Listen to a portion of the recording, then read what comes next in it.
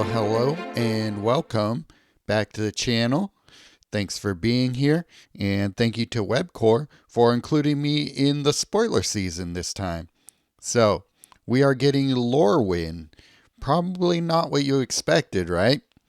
So, no Spider-Man, no spiders, no Peters, no Parkers, just elves, fairies, and whatnot.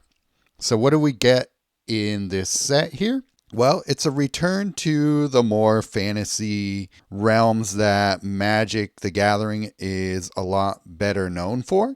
And I think that's going to, reinvigorate people who were, getting tired of spaceships, race cars, horror movies, and whatnot. So, yeah, a return to the fantasy aesthetic that Magic the Gathering players have grown accustomed to and loved. So I hope this brings back some players who've been fatigued with the direction that Magic the Gathering has tried to go in recent years. Anyway, let's look at the card. Incendiary Command. Spell card, 12 mana, mono red, masterpiece. Option A, deal 10 damage to your opponent's planeswalker, deal 7 damage to each opposing creature. Option B, destroy all opposing land cards. Each player discards their hand and draws 4 cards. So let's start with option A. Things just right off the bat that I really like about this card. One, it's 12 mana, so it's pretty cheap for what you get out of it.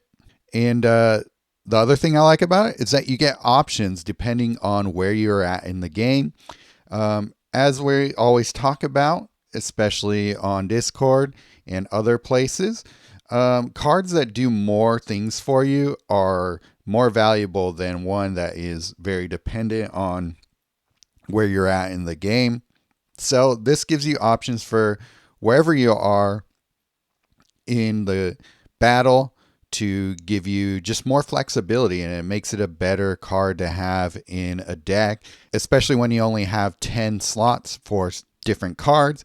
So the more a card can do, the more it feels like you're adding more cards beyond the 10 that you're allowed.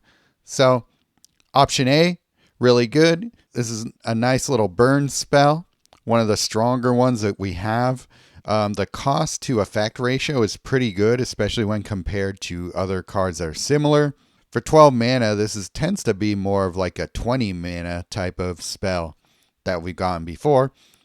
And it does nice things. So you can deal 10 damage to your opponent's planeswalker, so you will always have a reason to play this card. And it can also take out a fair amount of creatures by dealing 7 damage to them, especially if you start to chain them with other damage spells. So I think if it was just one or the other, this wouldn't be as good of a card, but since it does both, then that's great.